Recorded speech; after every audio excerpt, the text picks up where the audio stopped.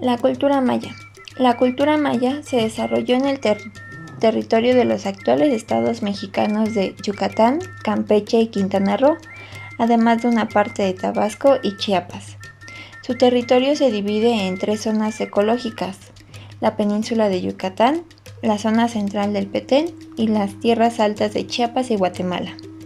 De las tres, la más problemática para el progreso humano es la central, ya que la abundancia de lluvias, ríos y panteones creó un denso bosque de tipo tropical, y fue aquí donde la cultura alcanzó su mayor esplendor. La cultura maya está dividida en tres periodos. Primer periodo.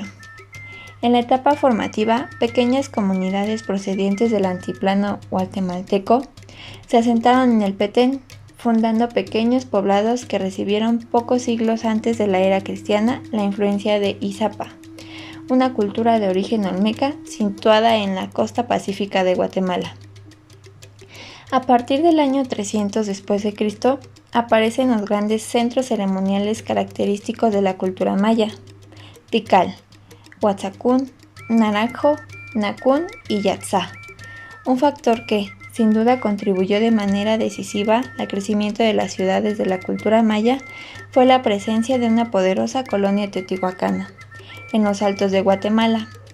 La progresiva desaparición del poder de Teotihuacán en la región creó una grave crisis política que se prolongó de 534 al 593 después de Cristo.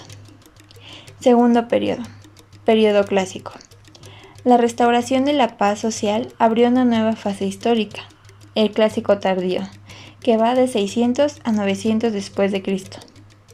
Caracterizado por una explosión cultural impulsada por los gobernantes de las grandes ciudades-estado del periodo, tales como Tikal, Palenque, Copán y Piedras Negras. La historia de estas localidades se conoce a grandes rasgos gracias al desciframiento parcial de la escritura jeroglífica de la cultura maya. A lo largo de los siglos 9 y 10, se produjo una gravísima crisis que finalizó con el hundimiento total de la cultura maya. Las razones de este colapso se desconocen, pero su consecuencia no encierra misterio alguno. Las ciudades, manifestación material del poder de los reyes dioses, se abandonaron y la población volvió al sistema político igualitario de los primeros tiempos. Tercer periodo. Periodo posclásico. El clásico afectó menos a los diminutos estados de la península de Yucatán, una zona marginal durante el periodo clásico, que se convirtió en la heredera de la refinada cultural de las tierras centrales. Ahora platicaré sobre la organización social. La organización social de la cultura maya se basaba en el parentesco. Este hecho, sin embargo, no indica que los mayas formasen una sociedad igualitaria, porque sus clanes se dividían en linajes inferiores y superiores, según estuviesen más o menos alejados del antepasado fundador, de forma de que los descendientes directos del hijo primogénito del creador del clan ocupaba la posición social más elevada, los linajes procedientes de los primogénitos de sus hermanos, la escala inmediata inferior y así sucesivamente. En términos socioeconómicos, el grado de relación de la línea directa del antepasado daba origen a auténticas castas cerradas que condicionaban totalmente la vida de una persona. La pertenencia a un determinado linaje obligaba al individuo no solo a contraer matrimonio con una persona de su mismo linaje, impidiendo con ello cualquier tipo de movilidad social, sino que, además, la forzaban a vestir de una manera determinada, a ejercer la profesión del clan y a vivir adecuado con una conducta prefijada. Clases sociales integradas exclusivamente por reyes, sacerdotes, guerreros, comerciantes, artesanos y campesinos. Los agricultores mantenían a los parientes nobles con sus cosechas, construían los templos y los palacios donde vivían, peleaban en las guerras y debían entregar de tiempo en tiempo ofrendas para los dioses.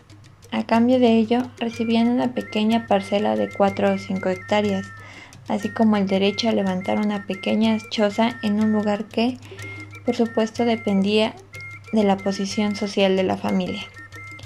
Los esclavos se encontraban al margen del sistema de parentesco, pero de hecho estaban incluidos en él, puesto que los hijos del Pentateuco, que eran los prisioneros de guerra, nacían los esclavos. Organización política y administrativa. El gobierno de la comunidad de la cultura maya recaía en el linaje principal, que monopolizaba las tareas administrativas y sobre todo las religiosas.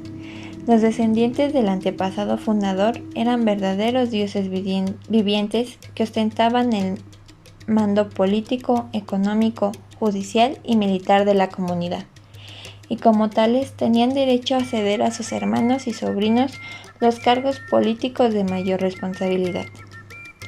El cargo hereditario pasaba de padres a hijos, pero si moría sin descendencia masculina, el título pasaba a las mujeres. Si tampoco dejaba hijas, el cargo era heredado por el hermano de mayor edad, lo cual conducía a una profunda remodelación de los diversos linajes del clan. La economía. En el plano económico, la cultura maya sacó el máximo rendimiento a sus tierras. La actividad agrícola, la principal rama de la producción, se organizaba de acuerdo con el principio de parentesco, lo cual implicaba que la tierra pertenecía al ajau, encarnación del grupo, quien la distribuía en función a las necesidades de cada familia. Las cosechas quedaban en poder del campesino, si bien éste debía entregar una parte al señor para contribuir al sostenimiento de la familia dominante y del aparato burocrático. La recompensa de esta cesión era doble. Por un lado, el linaje gobernante aseguraba la existencia de los campesinos en épocas de crisis, al suministrarles alimentos y ropas procedientes de los almacenes del Estado. Por el otro, afectaban los ritos necesarios para entraerse el favor de los dioses de la lluvia y la vegetación. La ausencia de excedentes de producción, unida a la división sexual del trabajo existente en la familia maya, impidió la aparición del comercio, salvo el que se daba entre las distintas ciudades-estado, que consistía básicamente en bienes insuficientes, no producidos o de lujo. Religión. La religión maya fue sobre todo y ante todo un instrumento político, un arma que permitió a las castas superiores dominar a una sociedad de campesinos autosuficientes que no necesitaban ningún tipo de autoridad suprema para sobrevivir, como se demostró tras el colapso político que puso fin a la época clásica. La estructura social se justificaba gracias a un complejo pensamiento teológico que se basaba en una idea central: la existencia de un orden universal, inmutable e incambiable. De nada ni nadie podía modificar. Por eso, la postura más razonable era la de aceptar la autoridad absoluta de Alach-Huitnik, dando su doble naturaleza humana y divina a un tiempo. Le convertía en el único ser viviente capaz de asegurar no solo la existencia de los linajes plebeyos, sino incluso su bienestar material. Los dioses poseían un poder limitado que les permitía influir de manera momentánea en la marcha del universo. Si bien esta influencia carecía de la fuerza necesaria para modificar un orden cósmico que estaba por encima de ellos. El dios era bondadoso si su conducta beneficiaba a los hombres y perverso si les perjudicaba. De ahí que las divinidades mayas se caractericen de la dualidad, de manera que en función de las circunstancias podían ser buenas o malas, jóvenes o viejas, masculinas o femeninas. La principal deidad panteón maya era Itzamna, el dios creador y conservación de la especie humana. Cuando se manifestaba como deidad de la vegetación y la fertilidad, recibía la denominación de Bolom. Su esposa Ichebel Yatz regía la vida de las tejedoras y se representaba en los códices como una anciana pintada de rojo. Chak, señor de las lluvias, está vinculado con las aguas. En cambio, Kinich Anao, el sol, y Amun, el joven dios del maíz, se le relacionaba con la agricultura. Los rituales, que incluían sacrificios de hombres, autosacrificios, ofrendas y otras prácticas, eran presididos por Ahau, sumo sacerdote, y dirigidos por Akin. Las ciencias y artes. Se ha dicho que los mayas fueron los griegos del Nuevo Mundo, lo cual es del todo cierto, porque pocos pueblos desarrollaron una cultura tan abstracta e intelectual como los habitantes de las selvas del Petén. Aritmética. La numeración, consecuencia directa de las necesidades de contabilizar las observaciones astronómicas que regulaban el ciclo agrícola. Era vigesimal e incluía el concepto de cero, ideado muchos siglos antes, que aparecía en la numeración arábiga. Para representar los números utilizaban una combinación de puntos y barras. En matemáticas denominaron la división de fracciones y los logaritmos. Sobre esta base, los sacerdotes mayas elaboraron un complejo sistema para medir el tiempo, que regía el destino de los hombres e incluso afectaba a los dioses. El calendario. Los mayas poseían dos calendarios, el ritual o el solar. El primero constaba de 260 días divididos en 13 meses y 20 días, y se utilizaba para predecir el futuro de las personas. El segundo tenía 18 meses o tunes de 20 días, lo cual ya daba un periodo de 360 días, más 5 días anciagos. Combinados ambos calendarios, se obtenía un ciclo de 52 años, llamado por los mayas cuenta corta. Además de este sistema, idéntico al empleado de los aztecas, los mayas desarrollaron otro de mayor complejidad, denominado serie inicial o cuenta larga, que permitía contar el tiempo transcurrido desde la creación del mundo, que según ellos tuvo lugar en el año 320 a.C. Para ello, contabilizaban los días mediante unas unidades temporales y según su sistema de numeración. La escritura.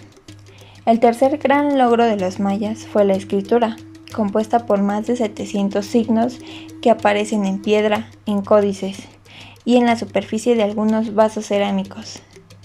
Esta grafía, aún no descifrada del todo, es en parte fonética y en parte ideográfica. En el terreno de las artes, los mayas aportaron un genial concepto de la arquitectura. La bóveda falsa, construida por aproximadamente de enormes losas inclinadas. También destacaron en la escultura, como ponen de manifiesto las hermosas estelas de piedras negras y tikal. Y en la pintura, aunque desgraciadamente no se conservan vestigios que asombran por la sobriedad de la línea y la seguridad del trazo.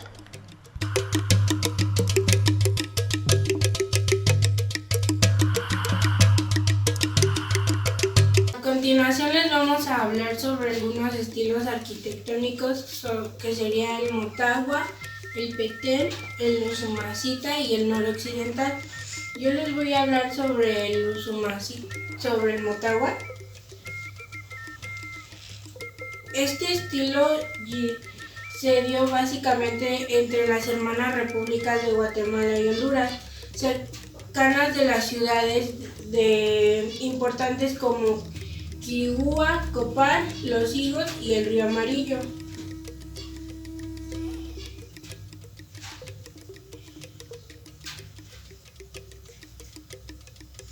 Este estilo se caracteriza por sus taludes verticales carecentes de adornos y sus tableros muy angostos en sus basamentos piramidales. Sin embargo, la ornamentación se presenta en las alfardas y en las escalinatas, que tienen estas de aquí, las alfardas y las escalinatas. Como en los casos de las escalinatas jeroglíficas de la estructura 26, que es de hecho la escritura más larga que se conoce en toda Mesoamérica.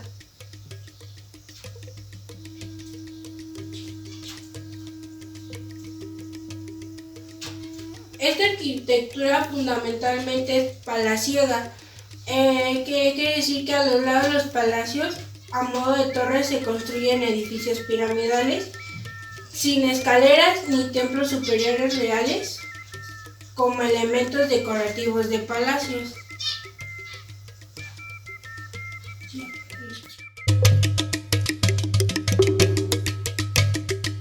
Buenos días, compañeros y profesor.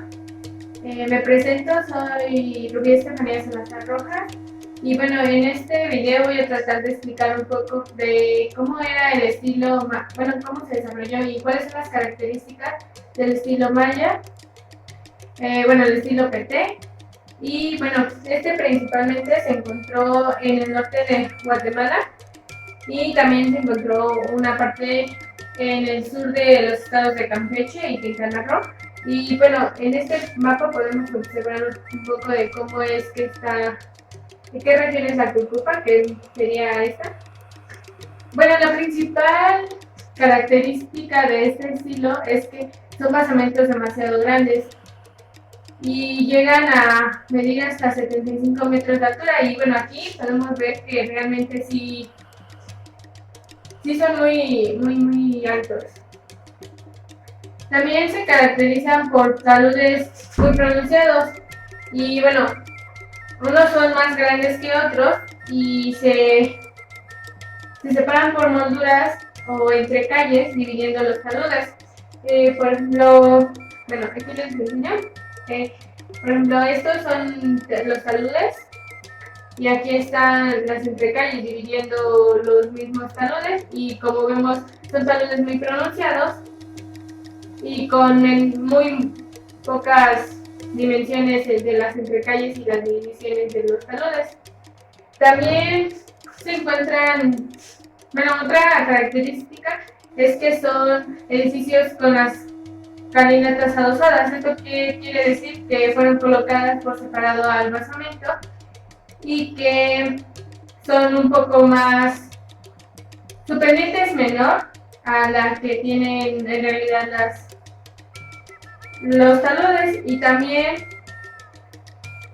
están construidas por sólidas alfaras, que las alfaras en esta imagen la podemos observar un poquito, son estas partes que se encuentran a la izquierda a los lados de las escaleras, que serían esta y también esta. Y también se representan por enormes cresterías y que están adornadas por relieves y esculturas de piel labrada. También hay que reconocer que este estilo tiene lo verán después con otros compañeros, pero cada uno de los estilos se caracteriza por los tipos de crestería. En este caso, la crestería que utiliza este estilo es esta, que se encuentra en la parte trasera se encuentra apoyada detrás y solamente se encuentra una crestería. Hay otras donde se encuentran dos y así. También los muros de estos templos son muy gruesos y también eso hace que los espacios sean muy estrechos y sean habitaciones demasiado pequeñas y angostas que se encuentran son a base de falsos arcos mayas y dinteles. Aquí no sé si alcancen a ver un poco, pero en esta parte se alcanza a ver que realmente este muro es muy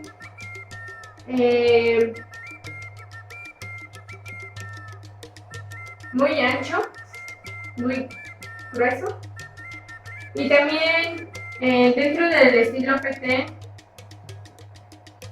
podemos ver mucha influencia de la arquitectura teotihuacana en su cerámica y otros elementos culturales que ellos van a presentar, pero principalmente es lo que les mencionaba de los taludes, que se encuentran plataformas escalonadas, es decir, no sé si, en la presentación pasada de nuestros compañeros les explicamos que también la cultura teotihuacana utilizaba talud tablero y aquí pues es muy notorio que ese sistema está marcado.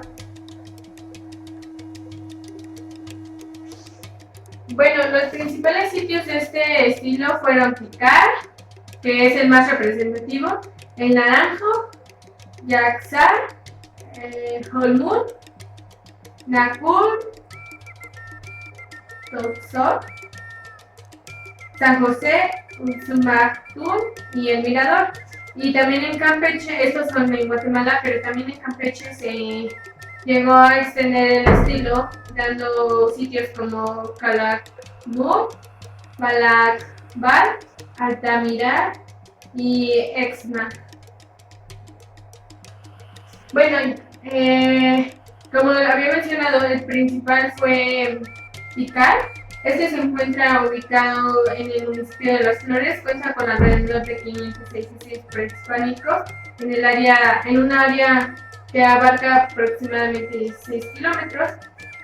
También, pues aquí podemos ver varios ejemplos de lo que les mencionaba, de que utilizaban el talud tablero como sistema. Y uno de los ejemplos de estos templos es el Gran Jaguar Templo, el Templo de las Máscaras, que es el Templo 2. Bueno, ahí los mencionan como templos y creo que hay 6 templos, pero estos son los que más se encuentran. El Gran Jaguar es este que se encuentra y pues podemos ver que sí realmente cumple el talud tablero, alturas muy pronunciadas. Y también lo de la crestería. El Templo de las Máscaras, que es el segundo, que igual pues encontramos escaleras colocadas aparte del edificio. Y el Templo de las Inscripciones, que es este.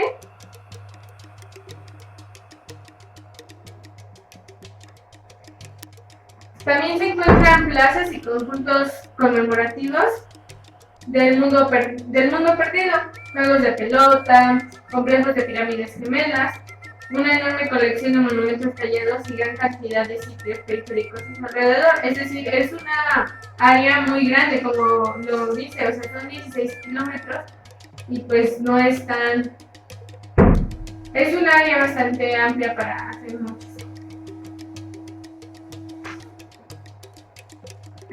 Y bueno, finalmente, para retomar algunas de las características, es su impresionante altura de los edificios. Por aquí, saqué esta imagen para que más o menos se den la idea de la escala humana y la escala de los edificios, que realmente pues sí es monumental.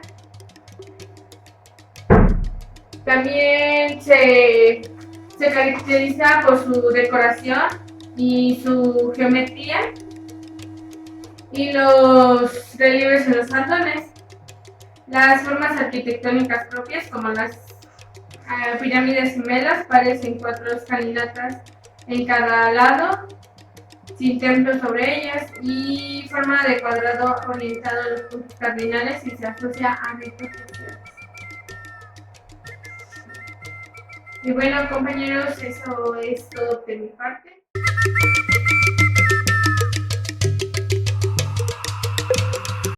Estilo noroccidental maya.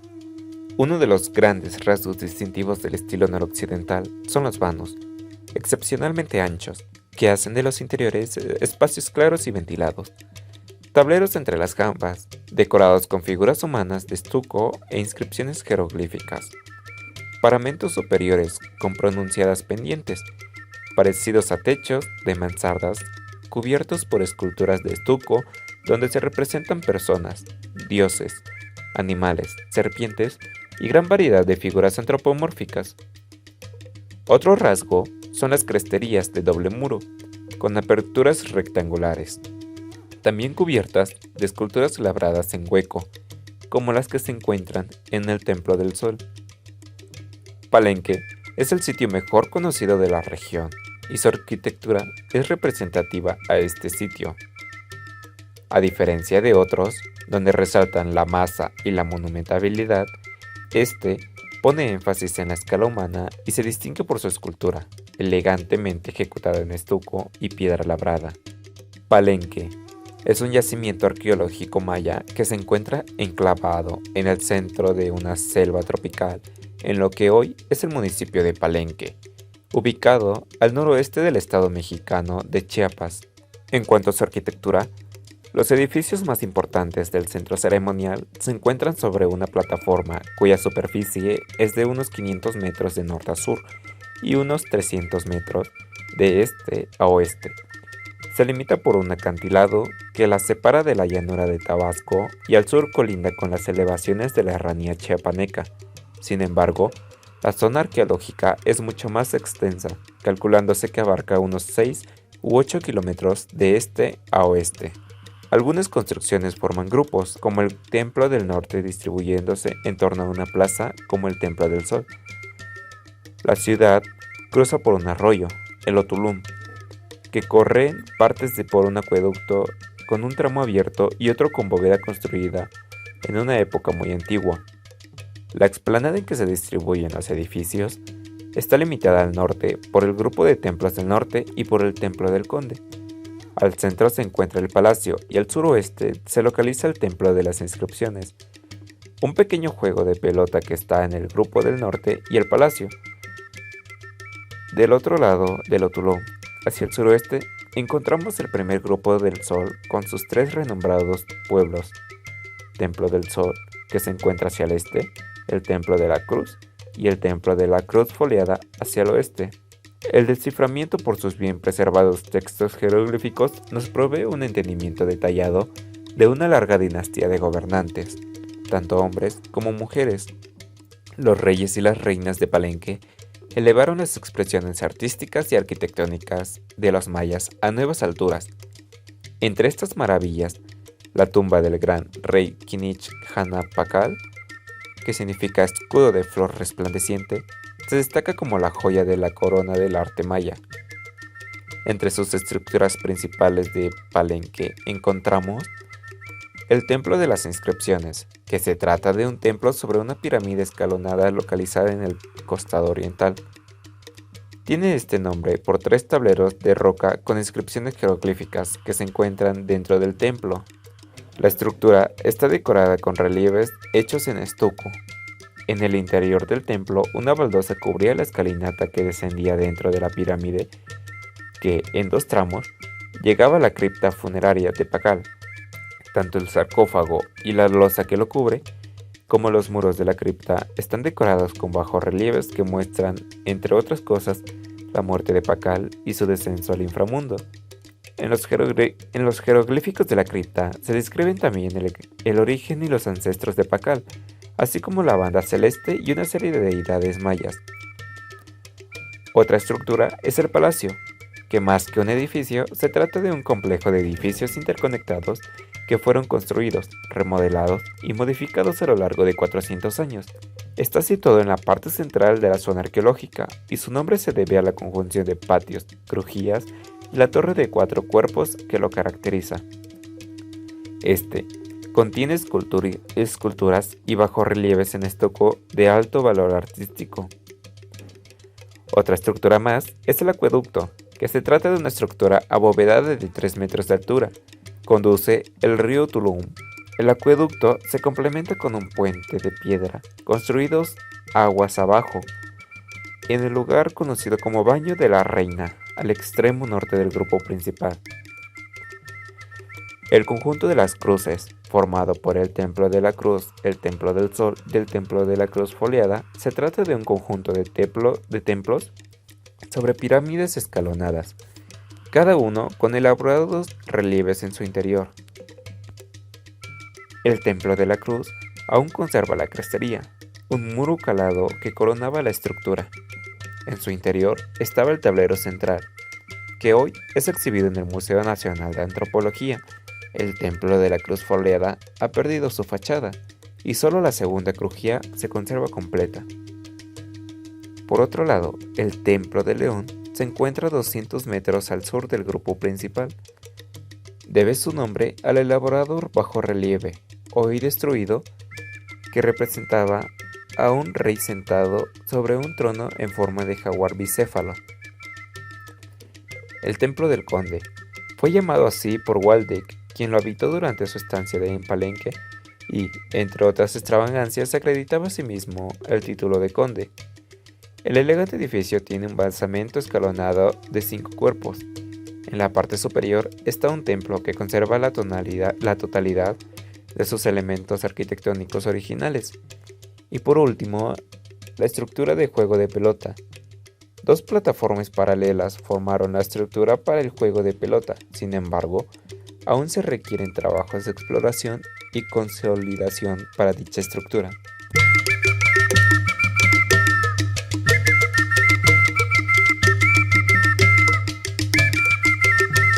Soy Isabel Ortiz Olivares y yo les voy a hablar sobre el estilo Sumacinta.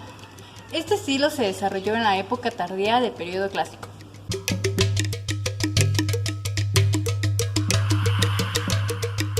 Este estilo está representado en las ciudades que rodean el cauce del río Sumacinta, en las que destacan Piedras Negras en Guatemala y Yaxchilán en México.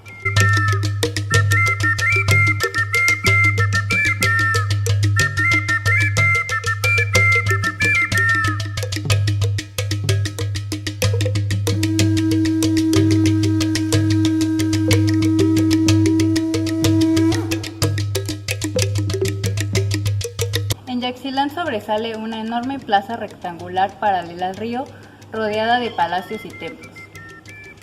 Encima de este sobresalen las edificaciones más importantes construidas en terrazas naturales.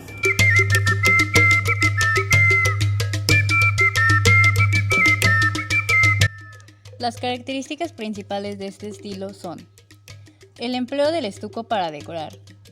Cuenta con tableros de piedra de talla delicada, en los cuales se representan a los miembros de la casa gobernante.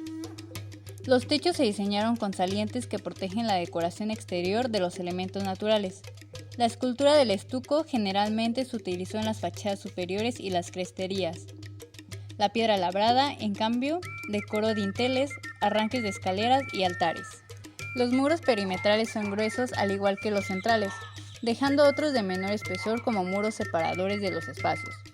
Por ello, a diferencia de otros estilos, predominan los claros amplios y en mayor número.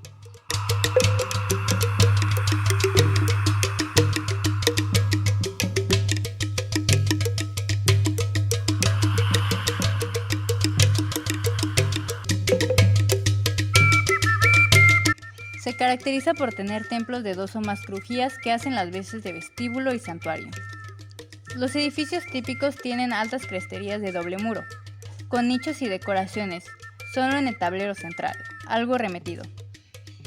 Todos los edificios tienen vanos estrechos y gran parte de ellos ostenta dinteles de piedra labrada con figuras humanas, acompañadas de inscripciones jeroglíficas.